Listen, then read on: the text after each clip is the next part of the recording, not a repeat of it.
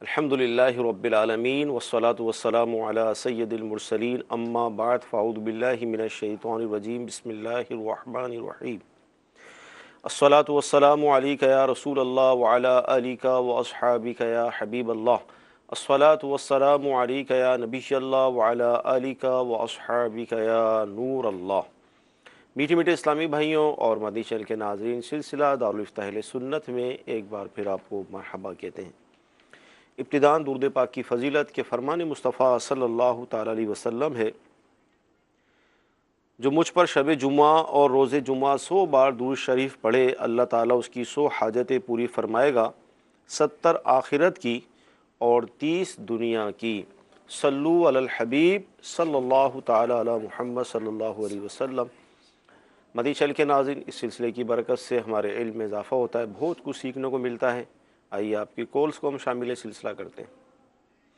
मेरा आपसे सवाल ये है कि इधर यूरोप में हर साल बाद एक बड़ी लैटरी निकलती है, क्या वो लेनी जायज़ है या नहीं? बराए मेहरबानी जवाब दीजिए। जी हुजूर, यूरोप में फरमा रहे हैं। अल्हम्दुलिल्लाहि रब्बिल आलमीन वस्सलातु वस्सलामु अला सय्यिदिल अंबिया वल मुरसलीन अम्मा बाद फ़अऊज़ु बिल्लाहि मिनश शैतानिर रजीम बिस्मिल्लाहिर रहमानिर रहीम। जिस लॉटरी का ये ज़िक्र कर रहे हैं, ये जुए की सूरत है और आम तौर पर हमारे माशरे में जो लॉटरियाँ राइज हैं उनमें ज़्यादातर सूरतें जुए की ही होती हैं सही कि अवलन जो है वो उसको पे करना पड़ता है, उसका कूपन वगैरह लेने के लिए जो एक मखसूस कीमत होती है उसकी, तो वो देने के बाद फिर जो है वो कुरा अंदाज़ी होती है और जिसका नाम निकलता है तो उसको एक मखसूस रकम मिल जाती है और बाकी लोगों की रकम ज़ाय हो जाती है। सही ये सूरत जुए की है। ऐसी लॉटरी में हिस्सा लेना नाजायज़ और गुनाह है, चाहे ऐसी लॉटरी यूरोप में हो या दुनिया के किसी भी कोने में हो। सही। तो मदनी चैनल के नाज़रीन, जुए के हवाले से मुफ्ती साहब ने जवाब इरशाद फरमाया। इसी तरह जुए के हवाले से और भी इसकी अक़साम हैं, जैसे मोबाइल फ़ोन के अंदर भी बाज़ इस तरह के SMS आते हैं कि अगर आप इसमें शामिल हो जाएंगे तो आपको ये इनाम मिलेगा। तो ये भी जुए की एक सूरत है, क्योंकि उसके अंदर शामिल होने में भी हमारा जो पैसा है वो ज़ाया हो जाता है। इसी तरह और भी सूरतें हैं। ग़ीबत की तबाहकारी जो किताब है मेरे लिए सुन्नत की, उसके अंदर 6 सूरतें आपने इसकी मज़ीद तहरीर फरमाई है, तो वहाँ से अगर मुताला करेंगे तो इंशाअल्लाह मज़ीद आपकी मालूमात में इजाफ़ा होगा। जी, मज़ीद कॉल्स लेते हैं। मोहम्मद मकसूद तारी आरिफ आलम। हुजूर, मेरा सवाल ये है कि मस्जिदों में या जो गैस के हीटर रखे होते हैं सामने, तो जो कि वो आग जल रही होती है, उसके सामने सजदा करने में कोई कराहत तो नहीं है? पंजाब में बिलखुसूस ये हीटर और इस तरह की चीज़ें ज़्यादा होती हैं, क्या फरमाएंगे? जी, सर्दियों के मौसम में आगे हीटर लगे होते हैं।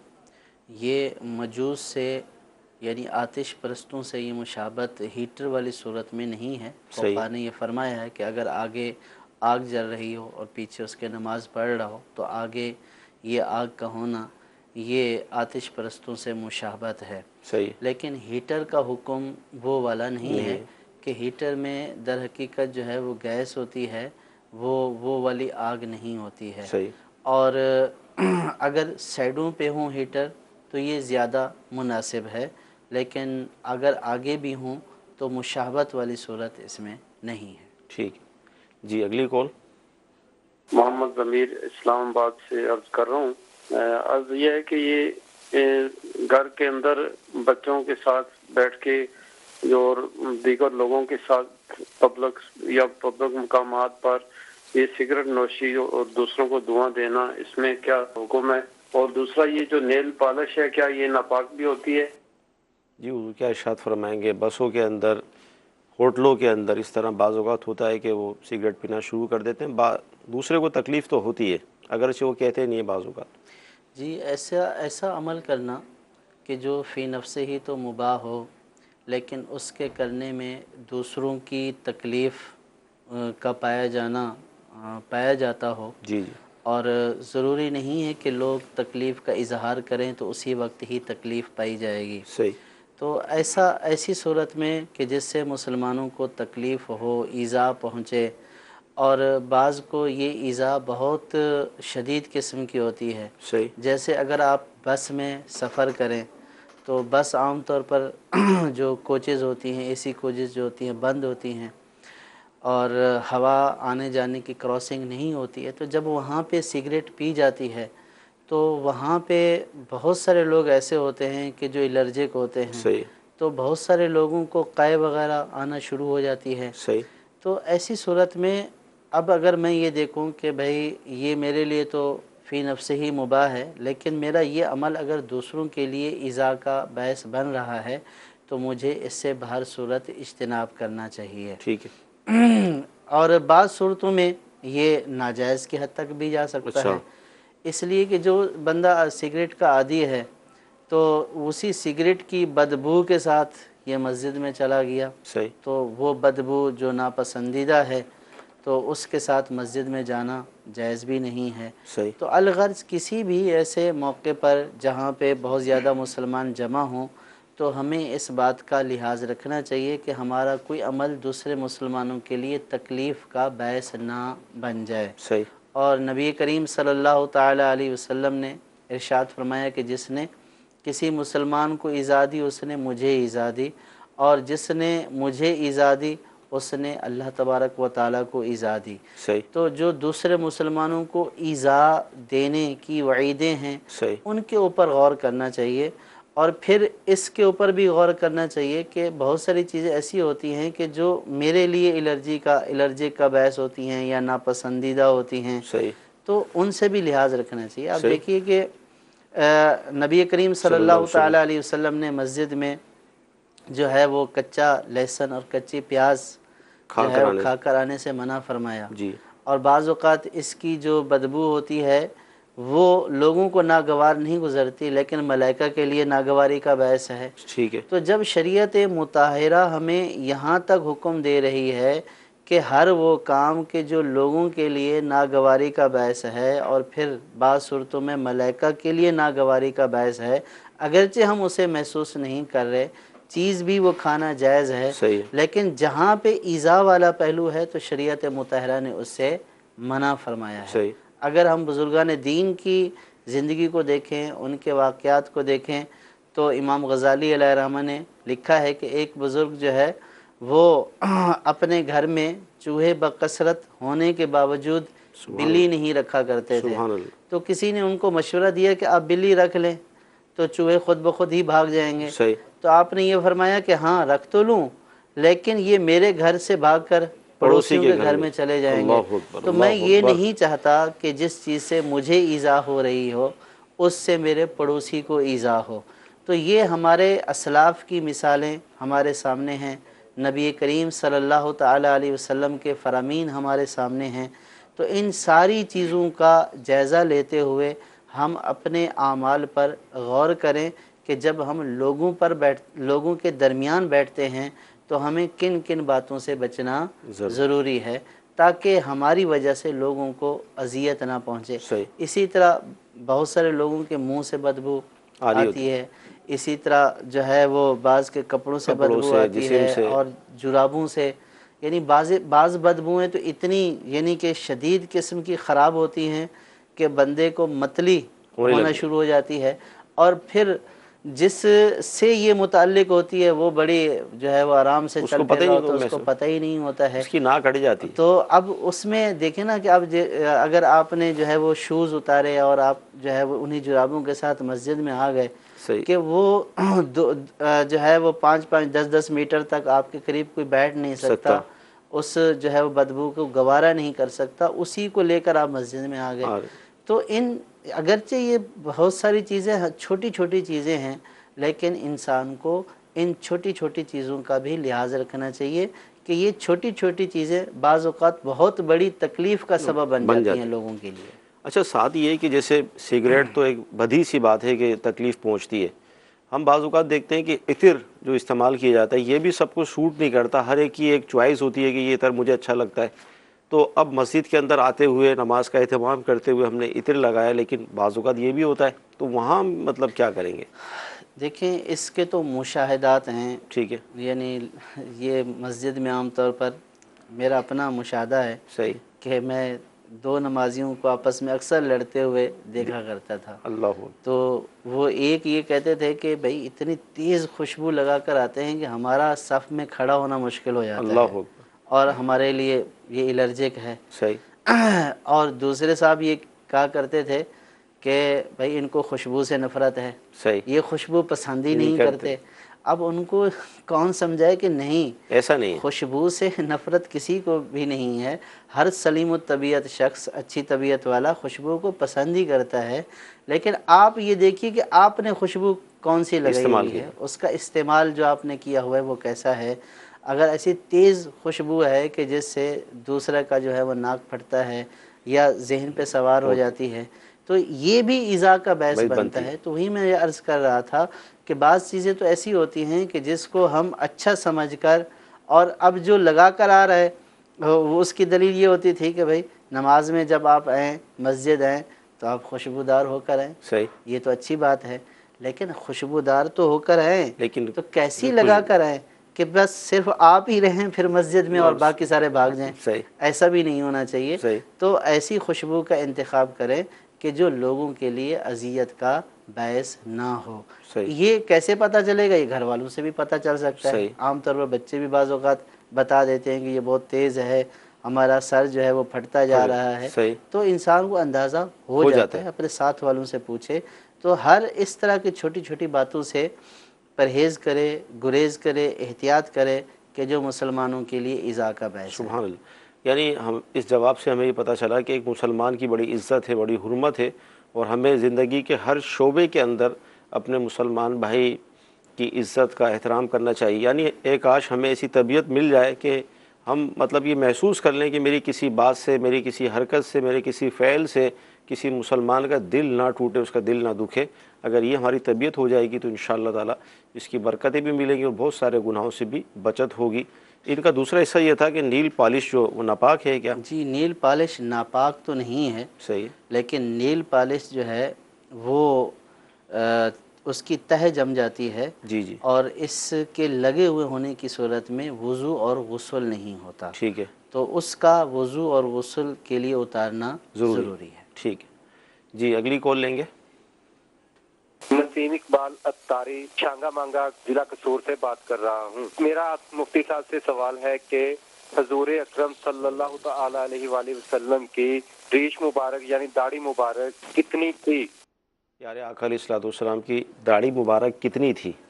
نبی کریم صلی اللہ تعالی علیہ وسلم کی داڑھی مبارک محدثین، احادیث اور فقہا نے جو بیان فرمایا اس کے مطابق سرکار صلی اللہ تعالی علیہ وسلم کی داڑھی مبارک 4 انگشت تھی، صحیح، یعنی ایک مشت مٹھی، تھی، اور جب ایک مشت سے بڑھ جاتی تھی، ایک مٹھی سے، تو جو زائد بال ہوتے تھے وہ نبی کریم صلی اللہ تعالی علیہ وسلم جو ہے وہ کاٹ دیا کرتے تھے، اور صحابہ کے عمل سے بھی یہی ثابت ہے۔ حضرت عبداللہ ابن عمر رضی اللہ تعالیٰ عنہ کا یہی عمل ہوتا تھا کہ آپ کی داڑھی جب بڑی ہو جایا کرتی تھی تو آپ اس کو اپنی مٹھی میں لیتے، اور جو مٹھی سے زائد بال ہوتے تھے تو طول میں بھی اور عرض میں بھی ان کو کاٹ دیا کرتے تھے، ٹھیک، چونکہ مقدار کا معاملہ ایسا ہے کہ جو اپنی عقل اور رائے سے نہیں ہو سکتا ہے۔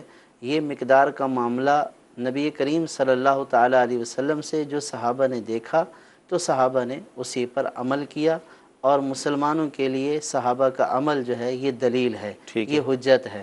تو اس لیے ہر مسلمان کے لیے، مرد کے لیے جس کی داڑھی آئی ہے تو اس کے لیے جو ہے وہ ایک مٹھی داڑھی رکھنا واجب ہے۔ صحیح، بعض لوگ اس کو یہ کہہ دیتے ہیں کہ سنت ہے جی، اور سنت آپ جو ہے وہ اس کے اوپر عمل کریں یا نہ کریں، تو سنت ثبوت کے اعتبار سے یوں ہے کہ یہ طریقہ مسلسل چلا آ رہا ہے، بلکہ بہار شریعت میں ہے یہ داڑھی مبارک جو ہے وہ انبیاء سابقین کا بھی طریقہ رہا ہے، اور سرکار صلی اللہ تعالی علیہ وسلم نے اس کی ترغیب بھی ارشاد فرمایا کہ داڑھیوں کو معاف کرو اور مونچھوں کو پست کرو۔ تو جو اس داڑھیوں کے جو ہے وہ زیادہ کرنے کا جو صحابہ نے عمل کیا ہے تو وہ یہی ہے کہ ایک مشت ہے، اور یہ حدیث میں بھی ہے کہ سرکار صلی اللہ تعالیٰ علیہ وسلم جو مٹھی سے زائد 4 انگل سے زائد بال ہوا کرتے تھے تو ان کو آپ صلی اللہ تعالیٰ علیہ وسلم کاٹ دیا کرتے تھے۔ سبحان اللہ، یہ ہمیں جواب ملا۔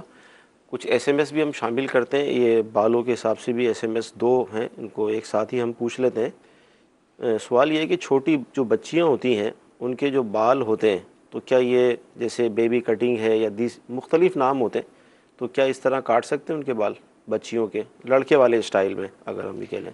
بچیوں کے بال لڑکوں والے سٹائل میں نہیں کاٹنے چاہیے، صحیح، اور یعنی کہ اگرچہ بچے بالکل چھوٹے ہوں تو وہ والی ممانعت تو نہیں ہوگی، صحیح، لیکن ایسا کوئی طریقہ اختیار نہیں کرنا چاہیے کہ جس سے لڑکی کو یہ سبق ملے کہ ہاں یہ والا جو ہے وہ طریقہ یہ اچھا ہے۔ تو عام صحیح، طور پر جو چھوٹے بچے ہوتے ہیں تو وہ بھی بہت ساری باتوں کو پسند کرتے ہیں۔ صحیح، اگر اس کو لڑکوں کے کپڑے پہنا دیے تو صحیح، وہ لڑکوں کے کپڑے جو ہے وہ پہننا پسند کر دیتی ہیں۔ صحیح، تو اس طریقے سے کہ جو لڑکوں سے مشابہت والے ہیں اس سے گریز کرنا چاہیے۔ اچھا اسی طرح جو بچیاں ہوتی ہیں تو ان کی بالوں کی 2 چٹیاں بنانا، اس حوالے سے کیا فرمائیں گے؟ 2 چٹیاں بنانے میں تو کوئی حرج نہیں ہے۔ ٹھیک، جی مزید کال لیں گے۔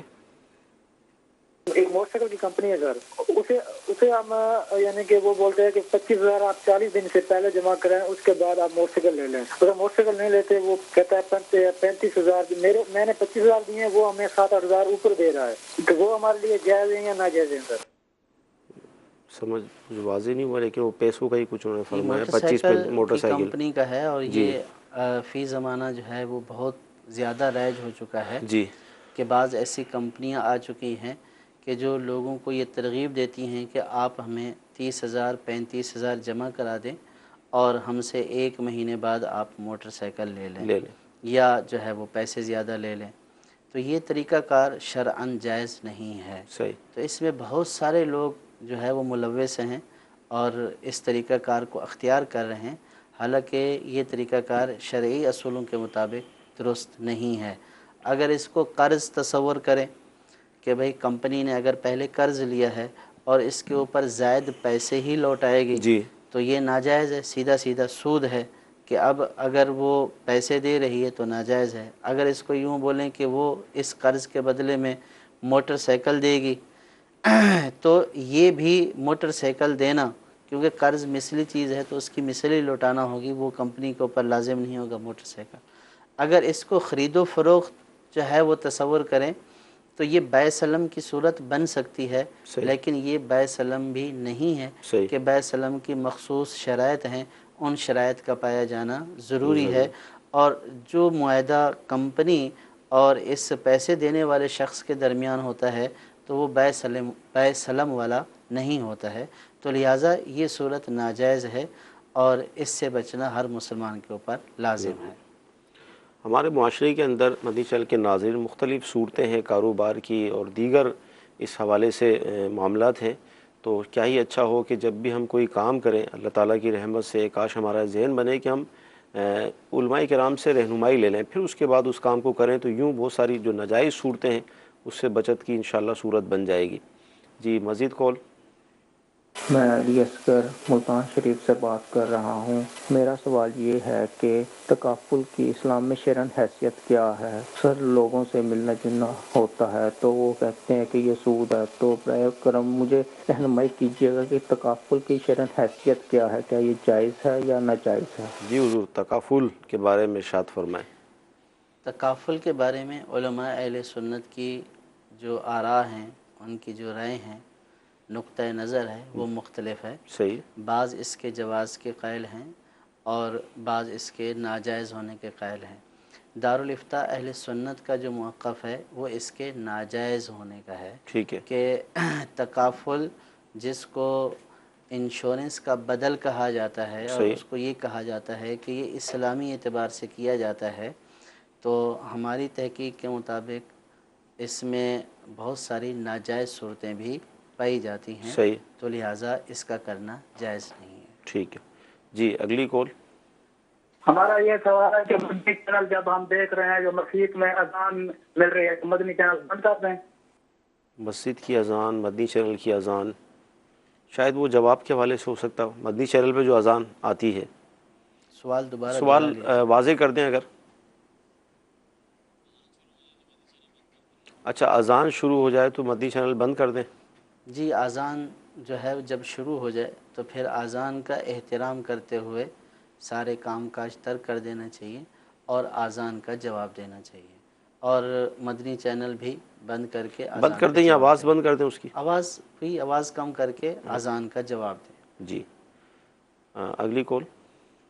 میں بھی جیسے بچیاں جو آنے میں حج کر سکتا ہوں یا نہیں کر سکتا، یا ان کی شادی کے بعد کر سکتا ہوں، یہ سوال پوچھ رہا ہوں۔ یہ ایک بہت بڑا میٹر ہے ہمارے معاشرے کا کہ جب تک بچیوں کی شادی نہ ہو جائے حج نہیں کر سکتے، یہ بھی تو فرض ہے شادیاں کرنا، کیا فرماتے ہیں؟ کہ بچیوں کی شادی کرنا یقیناً ایک ذمہ داری ہے، جی لیکن جو حج کے فرض ہونے کی ذمہ داری ہے اللہ تبارک و تعالیٰ کی طرف سے، جو بندے پر حج فرض کیا گیا ہے، اگر وہ شرائط پائی جا رہی ہیں، حج فرض ہو چکا ہے، تو پھر یہ ذمہ داری اس ذمہ داری سے بڑھ کر ہے۔ صحیح ہر شخص کو یہ غور کرنا چاہیے کہ انسان کے اوپر ذمہ داریاں تو بہت سی ہوتی ہیں، صحیح لیکن پھر ان ذمہ داریوں کے بھی درجات ہوتے ہیں، کون سی پہلی ذمہ داری ہے، کون سی بعد کی ذمہ داری ہے۔ صحیح تو جو چیز بندے کے اوپر فرض ہو جائے تو وہ پہلی ذمہ داری ہو جاتی ہے۔ صحیح اب اس ذمہ داری کو ڈیلے کرنا، اس میں تاخیر کرنا پھر گناہ کا سبب ہوتا ہے۔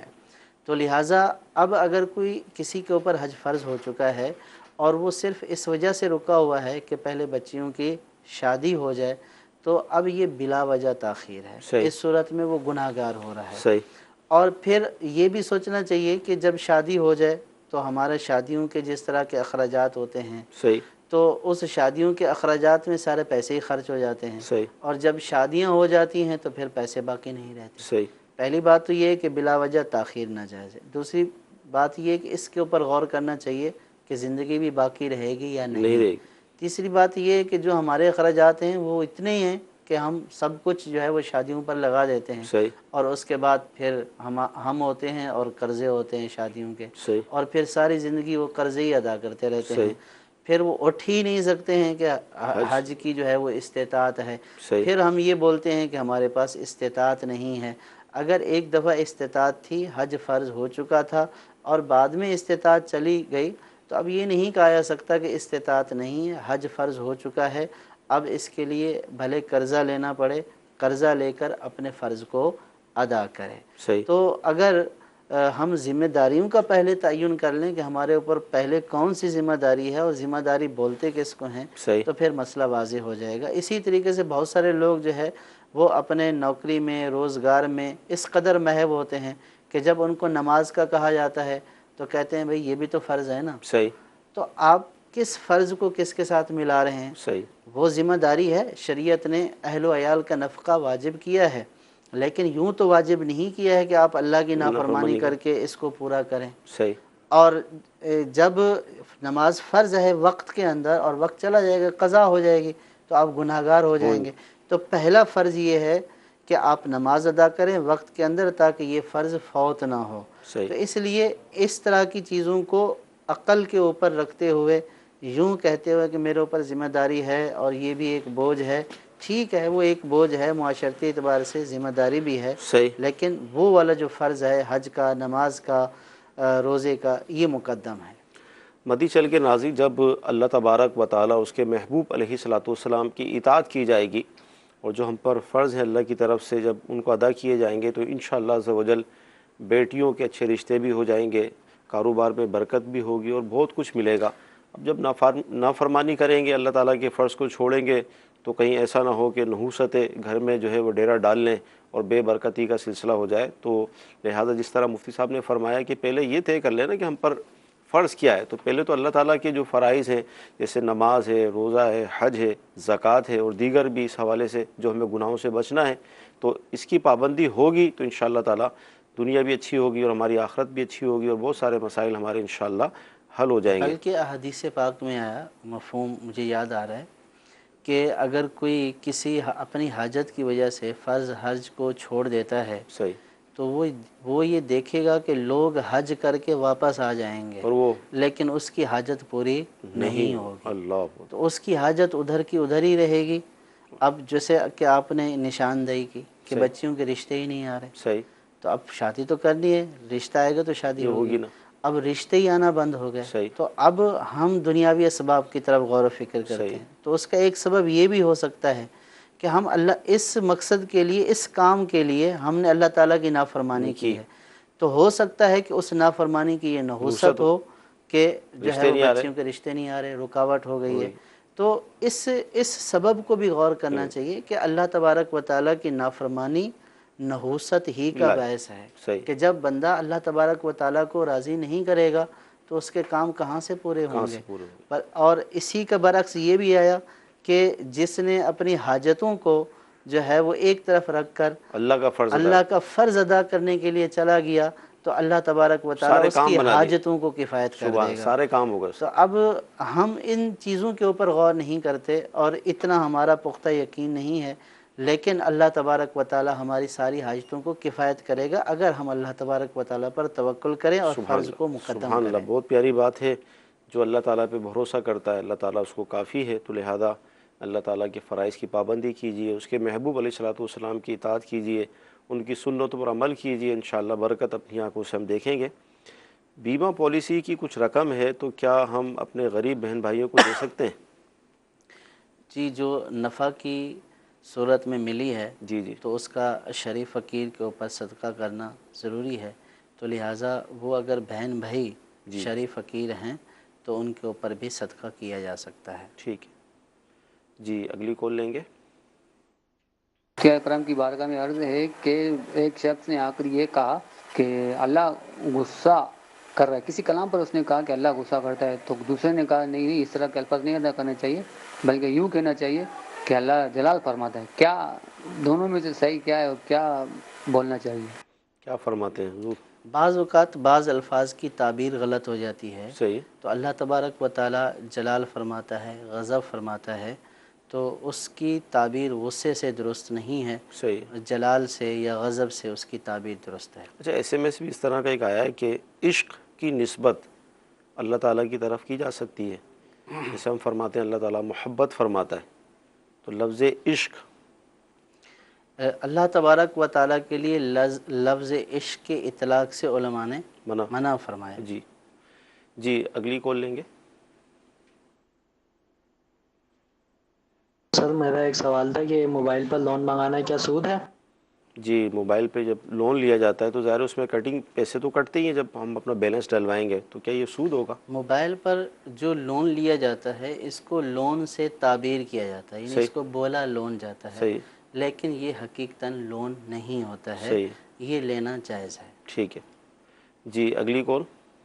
میرا نام ہانیت طاریہ ہے، میں مرکز الاولیاء لاہور دارالمدینہ میں پڑھتی ہوں۔ میرا سوال یہ ہے، اسلامی بہن کے کفن میں تہمت افضل ہے یا پاجامہ، اور اگر پاجامہ پہنایا تو گناہ ہے، اور یہ بتا دیجئے کہ تہمت کن سے ثابت ہے؟ السلام علیکم ورحمۃ اللہ وبرکاتہ۔ وعلیکم السلام ورحمۃ اللہ وبرکاتہ۔ جی، اسلامی بہنوں کے لیے بہتر کیا ہے؟ اور اسلامی بہنوں کے لیے جو سنت کفن ہے تو اس میں پاجامہ نہیں ہے، ٹھیک ہے، اور پاجامہ خلاف سنت ہے، ٹھیک ہے، یعنی کہ اس کا ثبوت نہیں ہے۔ صحیح، تو جو اس کے کفن کی صورتیں بیان کی گئی ہیں، 5 جو کپڑے ہیں تو ان میں پاجامہ نہیں ہے بلکہ اس میں جو ہے وہ تہبند ہی ہے۔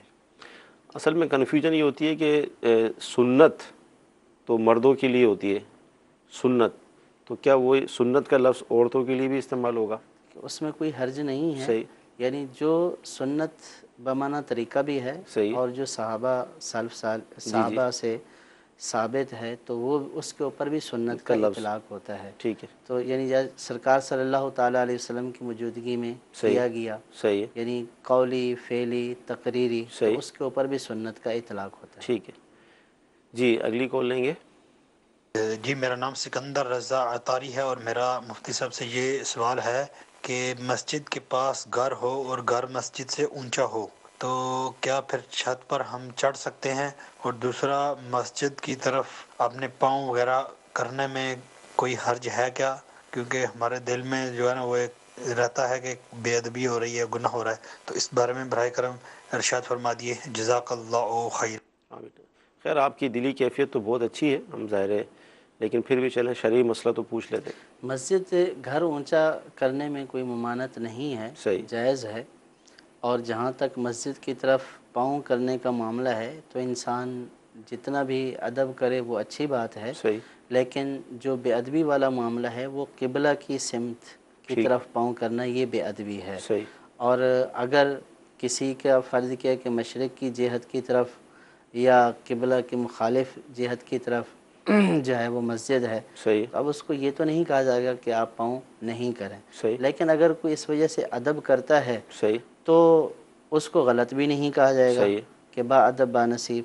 لیکن وہ دوسروں کے اوپر اس کو لازم نہیں کرے گا کہ بھئی یہ نہیں کرنا چاہیے. صحیح، اس کو بطور مسئلہ تو نہیں کیا جا سکتا. اپنی ذات کے لیے جس قدر ادب کر سکتے ہیں تو اس میں کوئی حرج نہیں ہے. ٹھیک ہے.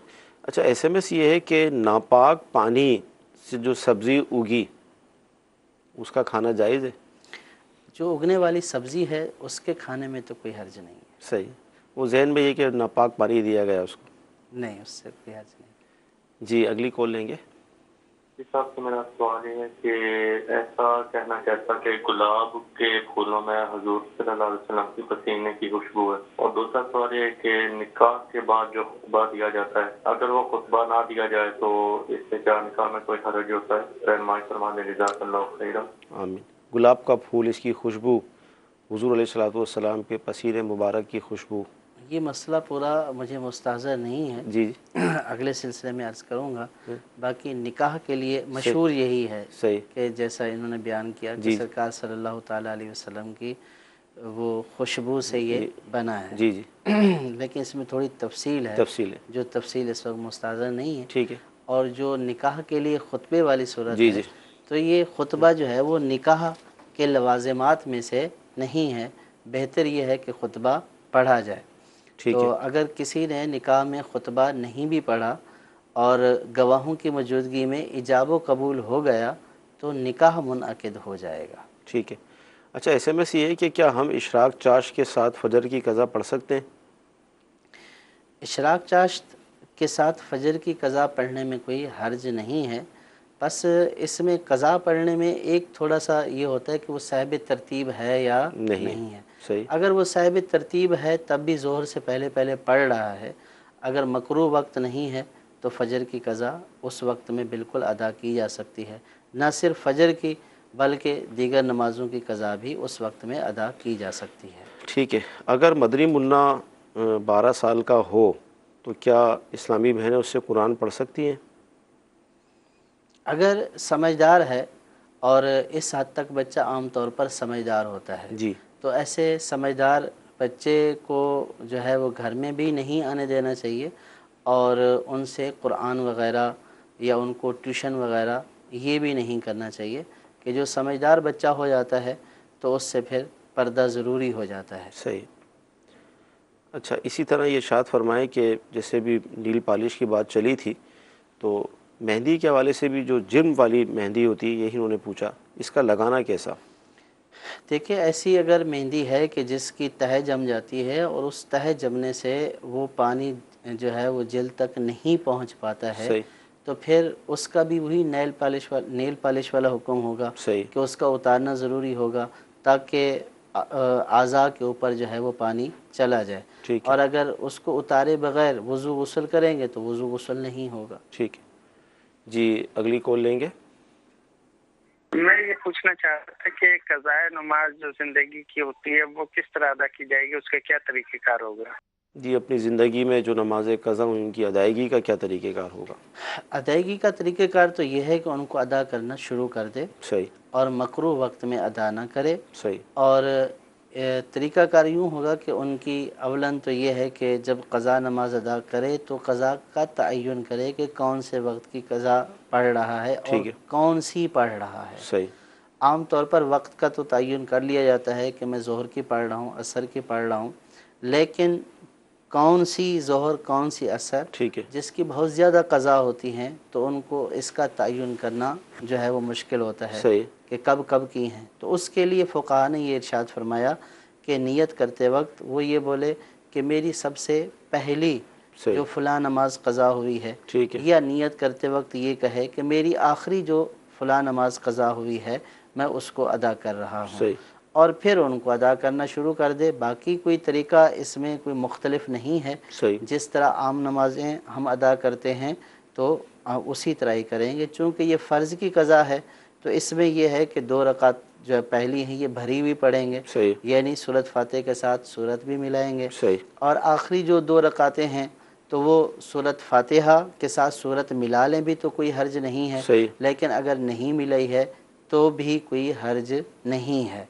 और बकिया तरीका सेम है, जिस तरीक़ा से हम दीगर नमाज़ों में अज़कार, अत्तहियात वगैरह पढ़ते हैं तो उसी तरीके से क़ज़ा नमाज को भी अदा करेंगे। अच्छा, इसमें क्या वो तरतीब ज़रूरी होगी फ़जर ज़ोहर असर वाली, या पहले फ़जर पढ़ लें फिर ज़ोहर पढ़ लें? इसमें देखिए जो साहिब तरतीब होता है हाँ। उसके लिए तरतीब ज़रूरी होती है, यानी अगर उसकी कोई नमाज क़ज़ा हो गई है जी। तो वो वक्ती नमाज अदा करने से पहले उसको अदा करे। अगर कोई साहिब तरतीब नहीं है, ज़िंदगी में बहुत ज़्यादा नमाज़ें उसकी क़ज़ा हो चुकी हैं और फिर उसने अदा भी नहीं की हैं, सही। तो अब उसके लिए तरतीब ज़रूरी नहीं है। सही। यानी ये ज़रूरी नहीं है कि पहले फ़जर की पढ़े, फिर ज़ोहर की पढ़े, फिर असर की पढ़े। वो एक ही वक्त में एक ही क़ज़ा शुदा नमाज़ों की कई नमाज़ें पढ़ सकता है। जैसे एक ही वक्त में 10 जो है वो फ़जर की क़ज़ा नमाज़ें उसने पढ़ ली हैं, या असर की पढ़ ली हैं, या फ़जर में इशा की पढ़ ली हैं, इशा में फ़जर की पढ़ ली हैं। तो जो भी मौका उसको मिले और जो भी नमाज वो फिर अदा करना चाहे उसको अदा कर सकता है। अच्छा, अभी दौरान कलाम आपने कई मरतबा साहिब तरतीब फरमाया, अब बहुत सारे नाज़रीन हमारे ज़ाहिर सोच रहे होंगे साहिब तरतीब होता क्या है? देखिए जिसकी ज़िंदगी में कोई नमाज क़ज़ा ना हुई हो वो भी साहिब तरतीब है, ठीक है, और अगर हुई हैं तो उसने उसको पढ़ लिया हो, ठीक है। इसी तरह जिसकी ज़िंदगी में 5 से कम जो है वो नमाज़ें वो क़ज़ा हो चुकी हैं, ठीक है, तो वो साहिब तरतीब के हुक्म में आता है, ठीक है। या अदा करते करते अब इतनी बच गई हैं तो वो साहिब तरतीब के हुक्म में आता है। तो उसके लिए ये ज़रूरी है कि पहले वक्ती नमाज अदा करे और फिर उसके बाद जो है जो वक्ती नमाज से पहले क़ज़ाशुदा नमाज अदा करे और फिर उसके बाद वक्ती नमाज अदा करे। जी, साहिब तरतीब का भी अर्ज़ किया गया कि साहिब तरतीब किसे कहते हैं, और अमीर सुन्नत ने अल्हम्दुलिल्लाह ज़हन भी दिया कि हर मुसलमान ये कोशिश करे कि वो साहिब तरतीब हो जाए, यानी वो दुनिया से इस हाल में रुखसत हो कि उसके ऊपर कोई भी नमाज क़ज़ा ना हो। एक आखिरी कॉल लेंगे सिलसिले में। मेरा नाम मोहम्मद आफाक अतारी है। मेरा सवाल ये है कि अगर नमाज पढ़ते हो तो आगे कीमती सामान रखा हो तो वो कोई अगर उठा के ले जाए तो क्या नमाज तोड़ सकते हैं? मोबाइल रखा हुआ है 20,000 का, अब जैसी नियत बांधी, चोर था, जी नमाज ऐसी हालत में तोड़ सकते हैं। सही। जब कीमती सामान जो है वो चुराया जा रहा हो या उसके ज़ाय होने का ख़तरा हो तो इस सूरत में नमाज तोड़ी जा सकती है। अच्छा, जैसे स्टेशन और इस तरह के जो आते हैं वहाँ पर हम सामान आगे ही रखते हैं, पीछे रखें तो टेंशन होती है कि, तो आगे रखें फिर हर्ज तो नहीं है नमाज़ पढ़ने में? सामान आगे रखने में कोई हर्ज नहीं है, बस तस्वीर वगैरह ना हो इस बात का लिहाज रखा जाए। जी, मदनी चैनल के नाज़रीन, सिलसिला हुआ, बहुत कुछ सीखने को मिला। अल्लाह ताला हमें अमल की तौफ़ीक़ अता फ़रमाए। आज जुमेरात है और जुमेरात को मगरिब की नमाज़ के बाद दावत इस्लामी के तहत दुनिया भर में इज्तिमात का सिलसिला होता है। आप जहाँ भी हों कोशिश करके इन इज्तिमात में शिरकत कीजिए। इंशाअल्लाह अज़्ज़ व जल बयानात का सिलसिला होता है, अल्लाह ताला का ज़िक्र होता है, दुआ, फिर नमाज़ों का सिलसिला। तो यूँ एक ज़बरदस्त इसका जदवल बनाया गया है, तो मैं अर्ज़ करूँगा कि ज़रूर इसमें शिरकत करें। अल्लाह ताला हमें तौफ़ीक़ अता फ़रमाए। सल्लु अलल हबीब सल्लल्लाहु तआला अला मुहम्मद।